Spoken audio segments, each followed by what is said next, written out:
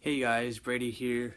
Uh, my phone is dead right now, so I'm recording off my grainy as hell iPad, which gives me shitty fucking videos.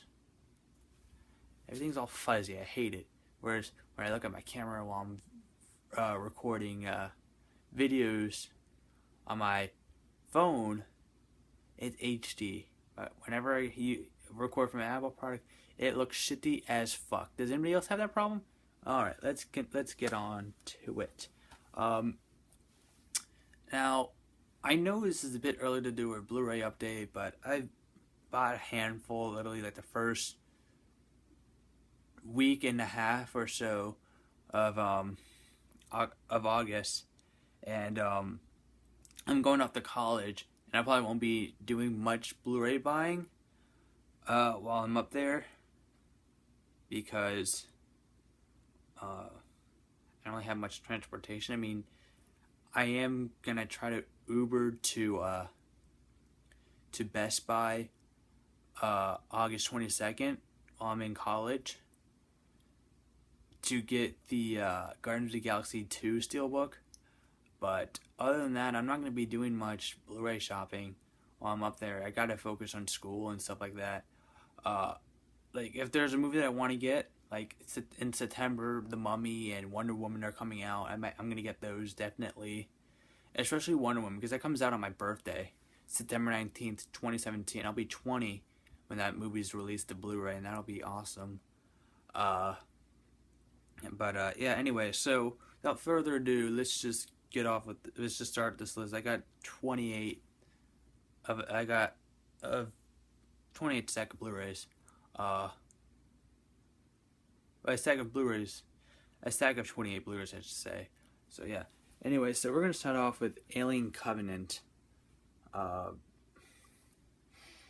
who doesn't love the smell of a new Blu-ray? It's like, I don't know. Um, this movie was kind of a letdown, but I did enjoy majority of the movie. Just some stuff I wish they'd done better, but still fun movie to watch. Whenever I saw this shot in the trailer, I was like, "Oh, this is a really cool scene. I can't wait to see the scene in the movie." And it was good. It was a good scene in the movie. This right here, money shot, and I'm glad they made it the cover of the Blu-ray. Really glad they did that. Um, Now, the rest is all from FYE. They're all used. Well, 83% of them are used, or no, 95% of them are used, but they're in like great condition. Some are really good movies, some are really bad movies, and some I haven't seen yet. So yeah. Starting off with that is Ghost Rider: Spirit of Vengeance. Not a good movie, but it was fun. It was a fun 90-minute ADD rush of a movie. So even the logos is like very sped up, and it's like, whoa, what the fuck is the director doing with the editing? But I like Spirit of Vengeance. It's by all means not a good movie. It's not a good movie at all, but it does have some fun stuff in it that makes me want to go back and watch it again. Next is The Jewel of the Nile. I guess this is a sequel to the movie Romance in the Stone, which we'll see in a few minutes. I don't know. My grandma said if you liked Indiana Jones, you should see these movies. These are kind of like Indiana Jones if it was like a romance movie. So I'll watch it soon. In time. This is a Fox movie that I've always been wanting to get. For me, the Fox movie I've been wanting to get were Chronicle and In Time because they were released back to back and they were fun movies. And I finally got Chronicle and now I finally got In Time. Interesting concept for a movie. Didn't do well in theaters. I didn't see it in theater. I saw it when it was released to DVD. I originally had this on DVD and then I upgraded it to Blu-ray. I really like this movie. I really like the concept of this. Why does it say Amanda Seyfried and Justin Timberlake? I thought Justin Timberlake got top billed. He's literally the protagonist of the movie. Look at that. He's the protagonist of the movie. Whatever. It started off with his story.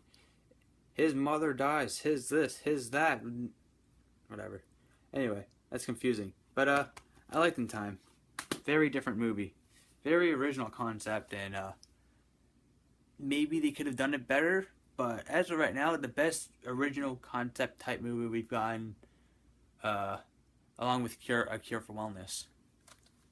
Red 2. Something I haven't seen since I saw it in theaters. Romancing the Stone. Slowly but surely, my Robert Zemeckis collection is growing.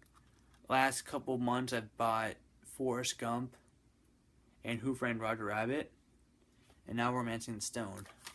What was I gonna say? I'm probably in the minority when I say this. Back to the Future is not as rewatchable as some of the greatest movies of the 80s. I don't really find it as rewatchable as like Jaws or Ghostbusters. Or Jaws is a 70s movie. Ghostbusters or Coming to America, Predator, Aliens, RoboCop, and all that other stuff. I don't find it as rewatchable. To me, if I had to choose my favorite Robert Zemeckis movie, it is probably Who Framed Roger Rabbit. I know I'm in the minority, but I think Who Framed Roger Rabbit is the better Robert Zemeckis Spielberg collaboration than Back to the Future. Don't get me wrong, Back to the Future is a great movie, but I don't think it's as great as people say it is. The rewatchability, in my opinion, is very low. Whereas Who Framed Roger Rabbit, I could watch it all the time. Anyway, let's get back on track.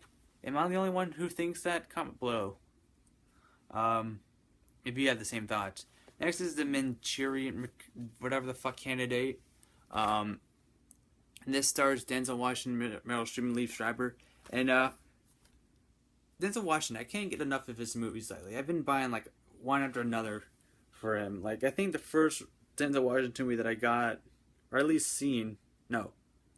First Denzel Washington movie that I bought on Blu-ray, I think, was American Gangster. The first one I seen was maybe Two Guns, I think. I don't know. I gotta think on that. But ever since then, I've been watching his movies because Denzel Washington's such an entertaining actor. He gives it his all in everything. Two Guns was great. Fences was great. Well, Two Guns was fun. It wasn't great, but Fences was phenomenal. American Gangster was really good. Man on Fire was okay. He's just proven to me that this guy can be put in any movie, and it's great. Training Day was fantastic. I love Training Day. And then, what else is there? Training Day was good. I love Magnificent Seven. It's a very underrated movie. That screening, I saw the screening for that movie when it came out last year. The screening was on my birthday, so I took my friend to go see it with me. And he said if it was any other day, he wouldn't have gone, but he said since it's your birthday, I'll go with you. I was like, oh, thank you. That was not sarcastic, by the way. And this guy is the Texas Chainsaw Massacre, and I believe this is the first R-rated film that I've ever seen back in 2005. Yes, I know. This movie was released in 2003, but we got new neighbors around that time, and I started hanging out with him, and he just came into my... We were just scrolling, like, going through my dad's shelf, and we were like, oh... He was like, oh, you have to watch Texas Chainsaw Massacre. I was like, all right, fine, I'll watch Texas Chainsaw Massacre. I was like 7 years old. Yeah. And he was a couple years older than me. I was 7. He was 10, I think. 10 or 11. And this movie kind of fucked me up. It didn't help the fact that we had it on DVD back then. It didn't help the fact that on the DVD it said inspired by a true story, and that creeped me out. And once you look up the real story, it's loosely based on a true story. This movie's kind of based off the fucked up mind of Ed Gein, you know, the guy that pretty much killed his mother and like wore her body and as if it was his own, and just really creepy dude. They found like body parts in his refrigerator or some shit like that. Look up Ed Gein. Just an odd guy. All serial killers are odd. Charles Manson. God, they're just sick individuals. Pompeii. This is not a good movie. But it is a guilty pleasure, along with some of the other titles you'll see in this video. This guy's my favorite character. Now, I can only record for 15 minutes, so I'm just going to rapid fire the next few. The Texas Chainsaw Massacre 2. Premium Rush. Gods and Generals, which is a prequel to Gettysburg. I Am Legend. Fuck you, Francis Lawrence, for killing the dog at the end of the movie. And then having Will Smith die in the stupidest way ever. Clash of the Titans, this new cover. I've seen like the first 45 minutes of Clash of the Titans. I didn't like it on a couple years ago. But I want to watch it again. And I own the Wrath, and I also want to see the original. Transporter 3, it's odd that this is the only one that's not Fox. This is Lionsgate for some odd, stupid reason. Stir of Echoes, thank you for someone for recommending that. The Poseidon Adventure. I've seen the remake that came out in 2006. Saturday Night Fever, a movie that my mom keeps telling me to watch. I'll watch it soon. Grease. I'm not proud of this next one. I'm probably going to get hate. I already got hate from my friends for owning it. Okay. Now I own 3 M. Night Shyamalan movies. Unbreakable, Last Airbender, and Split. Psycho. This is the remake from 1998. Project Almanac. Movie that came out in January, and I actually kind of liked it. It's also from the director of Power Rangers. I think Power Rangers is the better film, but just thought I'd throw it out there. All the Right Moves, one of Tom Cruise's first movies, along with Jerry Maguire, which came out the same exact year as Mission Impossible. The Family, fun movie from 2013, and it is probably one of the few Luke Besson movies that I like, because I did not like Fifth Element, I did not like Lucy, and Valerian was okay at best. It's very stupid. It's a very stupid movie. Dark Man. I've been on a Sam Raimi binge lately, also with getting movies like The Quick and the Dead and Army of Darkness. Gremlins. Not my favorite movie from the 80s, but it was good. I just didn't like the fact that they hung the dog in Christmas lights. The only one that was bothered by that, I mean, I know the dog didn't die, but still, poor doggy. This is for a split second. And this movie also